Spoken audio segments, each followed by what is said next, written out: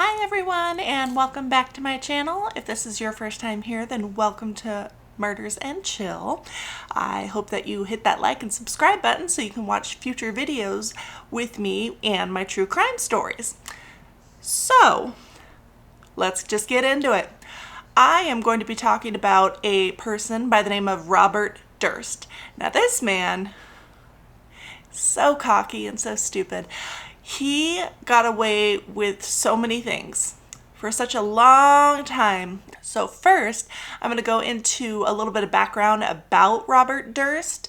He was growing up overall kind of normal. You know, he was pretty attached to his mother. He was close to his dad, but mostly it was just his mom who he really related with. Unfortunately, his mother was very sad and very depressed, and, unfortunately, when you're 7, you don't really, notice things like that because you're a kid, and usually your mom will kind of hide it from you somewhat. But unfortunately, he couldn't be hid from it any longer because his father woke him up in the middle of the night one time to look outside the window, and he found outside the window his mother on the roof of their home, and she did in fact jump to her death, and Robert watched. That's such a horrible thing to have to witness, especially at a young age, and especially your mother, who you're so close to. It just, as many horrible things as he's done, I feel for him the most with the loss of his mother. That is no way to lose anybody. After this took place, he was just, with his dad, who, like I said, he didn't really get along with very well, and given everything that happened with his mom, I think he was just extra mad, and throughout the years, he would just constantly run away from his father's home. He just didn't like the way he was fathering.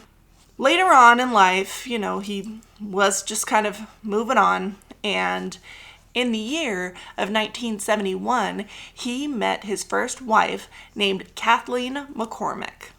Now, they moved to Vermont, and they bought together a food and health kind of store. His father did, own this real estate company in New York, which was one of the richest real estates in the world. He, at one point, had to go see his father at his mother's gravesite. And his father said that when he dies, he wanted to be buried right next to Robert's mother. And he said that when he dies, he wanted Robert to take over the real estate company because he was the eldest. So hearing this, it was kind of a wake-up call a little bit for Robert. He pretty much told Kathleen, hey, we need to sell the store and we need to move to New York so I can go ahead and start learning the business. This put a strain on their relationship, most definitely, because it really became all about the money, and, it wasn't about them anymore. And it's sad because, when I was watching the documentary and everything, there's pictures of them and they actually look really happy. But then after a while, you can start hearing in the documentary that things were going bad. Oh, and I forgot to mention, we're going to be calling Robert Bob because he tended to just go by Bob all the time. Now, with Kathleen, they were married for quite some time, and like I said, when things started to go really bad, they showed true colors. It showed him being abusive, both verbally and physically, to Kathleen. It showed him cheating on her. And Bob said weird things on the documentary as well. He told them that with Kathleen, when they were together, that she was in charge of birth control because he did not want any children. And when she did get pregnant, he forced her to get an abortion, otherwise he would have left her right there and then. He said that if he became a father, he would be like a Jinx. So I guess that's why it's called Jinx. Then, on the date of January 31st, 1982, Kathleen went missing. Now, there's a lot of details in the documentary as to her whereabouts before she went missing, and I'm not going to go too much into that part, I think what is important to mention right now is the fact that he waited 5 days to report her missing, one. And two, her family immediately, when they heard that she went missing, thought it was Bob. Immediately. And, you can't just flat out tell the cops, like, oh, go arrest him, and they could go ahead and do that. No, you need proof. So, Kathleen's family, they are just trying to figure out how to go ahead and get this solved, essentially. So they, like I said, did not trust him. They even went as far as to go get his trash and just go through it to see if they could find any clues, which was interesting because in this trash can, they did find a list. That list included town dump, bridge, boat, and shovel. Not looking good for you, Mr. Bob. Don't mind if my cat's tail is just in the background. She just likes to be a part of these videos. Whatever. You wish you could stop her, but you just can't. She's just too cute. I mean, come on. Look at her. Isn't she cute? I know. She hates me because, cats love it when you do that. Anywho, but after some time of looking, they could not find Kathleen, and unfortunately, it was one of those no body, no evidence, no crime, and unfortunately, it went cold because there was no physical evidence. And from there, it just didn't look good on Bob in front of the real estate business. This is a multi-million-dollar business, and this is just not looking good on him. He had a friend by the name of Susan Bergman, who used to have a family who was in the mafia. So she was kind of just used to knowing, like, really shady secrets and how to, get people, like, to safety almost, sort of thing. They were very good friends, very platonic, good friends.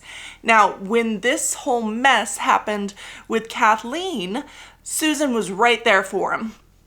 She essentially became a PR pretty much for him and would sort of like handle the crazy, media people. And then after a while, all the drama went away. They found other things to move on with, It's the media. You got to go where the stories are hot. And I mean, there's nothing else with this case that they could do because the case went cold. But in the year 1999, a tip came to the cops, which actually ended up reopening Kathleen's case.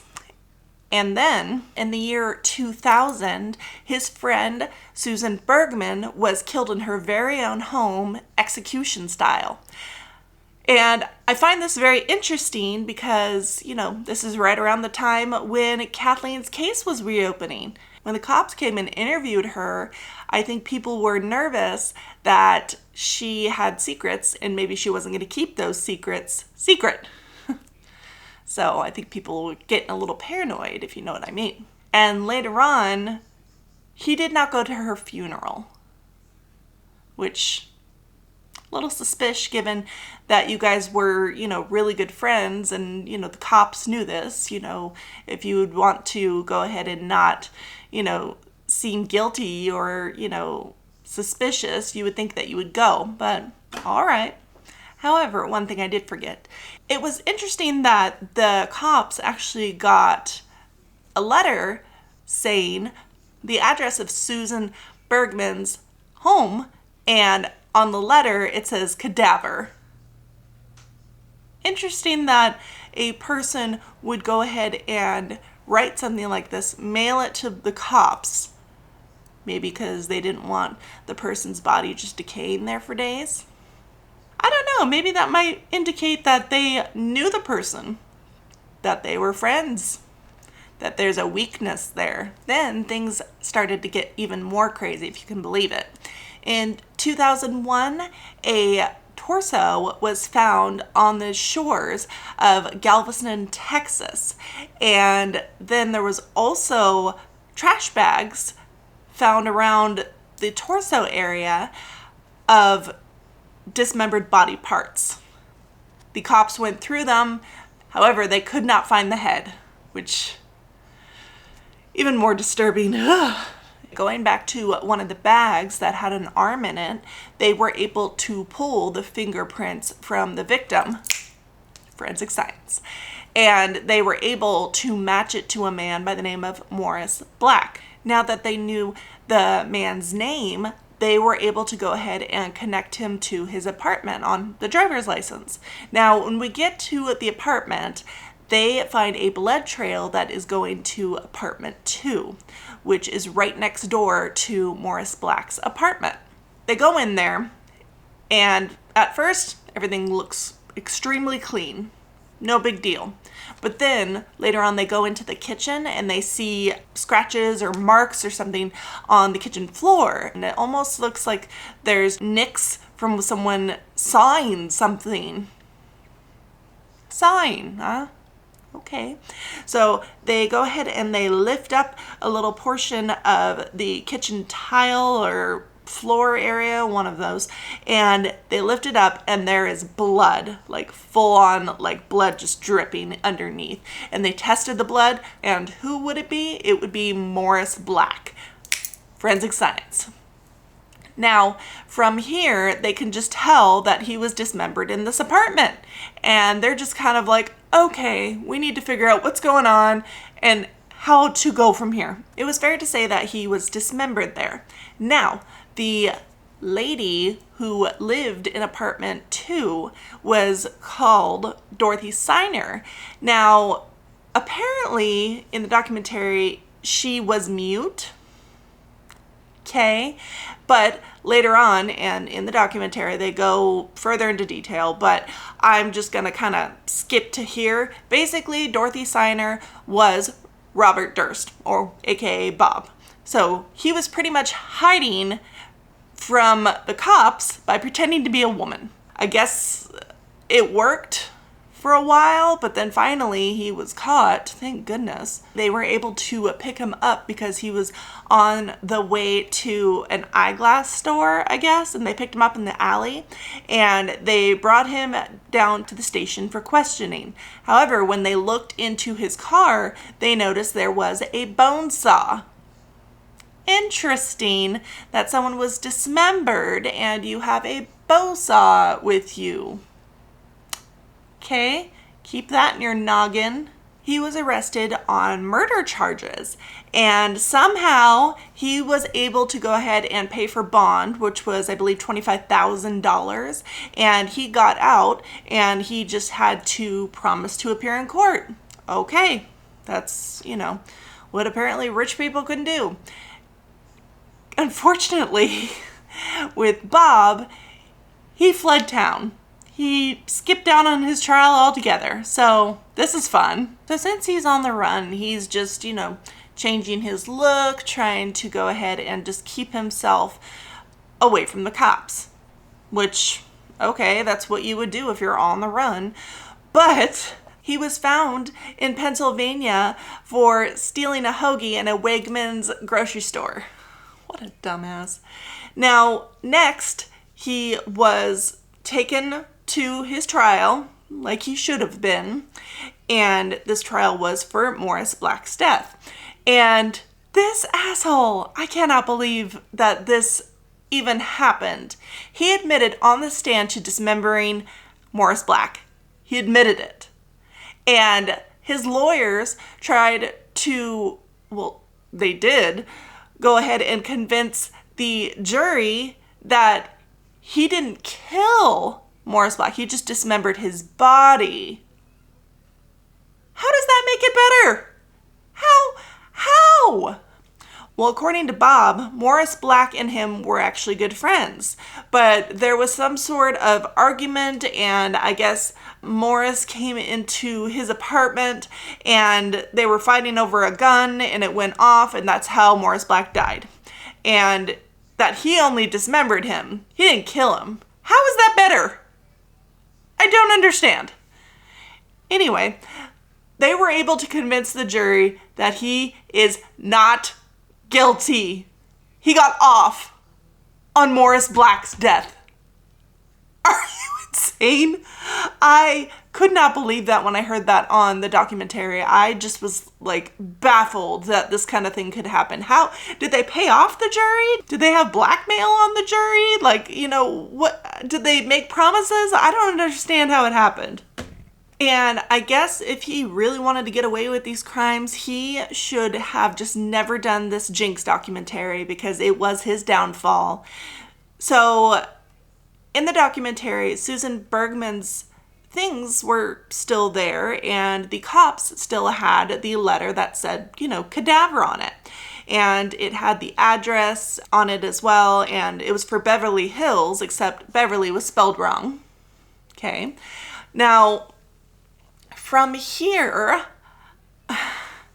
in the documentary, they found a letter from Bob to Susan, and they compared it to the cadaver note, and the handwriting matched. Like, same block letters, same Beverly misspelled, same everything. And, you can't just, think immediately that's gonna happen kind of thing. You kind of have to go ahead and do testing sort of thing. So they got a crime forensic science writing expert to go ahead and compare the lettering between the cadaver note and the letter that Bob had sent to Susan. And it was like a 90% match. Like, it was very, very intense kind of thing. And the documentary people decided, we're going to go ahead and confront Bob with this information because, why not? After all these years and everything, and after, all of the things he was telling them, I mean, this could just be another thing that they can add to the documentary and maybe look at a little bit spicier. Even if something doesn't happen, at least, they have that, which I would think as a documentary, that makes sense. You want your documentary to be interesting. So they actually showed him the copy of the cadaver note and a copy of his note to Susan, and they compared the writing in front of Bob and said, hey, are you the same writer of this cadaver note? And he said, no, I am not. They just, look familiar kind of thing. Anybody could go ahead and just write block letters, I didn't do this kind of thing. He denied it completely. So, okay, it was one of those, as far as a documentary type thing, you want to ask, just like I said, to go ahead and boost ratings or find out more. But, and oh my gosh, when I watched this, I got chills. So after him denying that he had written this cadaver note to the documentary, to, I believe the director's name was Jared Paladaki. He was being interviewed by him, but like I said, he denied it to him. And after that, he still had his mic on, mind you. He said he had to go to the bathroom. So, okay, interview was over at this point. He went to the bathroom. And then, oh man, I cannot believe it. He said while he was in the bathroom, I think maybe at this point just washing his hands, saying, well, I'm caught.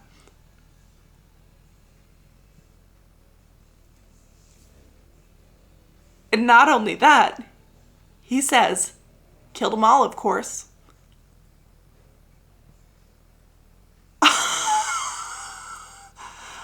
I could not believe it. I heard it and I was just shook to my core.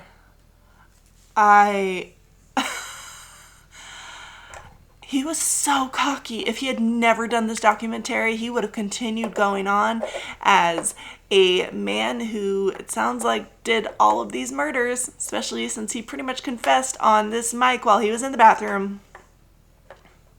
Thought no one would hear him, but they did. Obviously, because of this, he was arrested and he was put on trial for Susan Bergman's murder.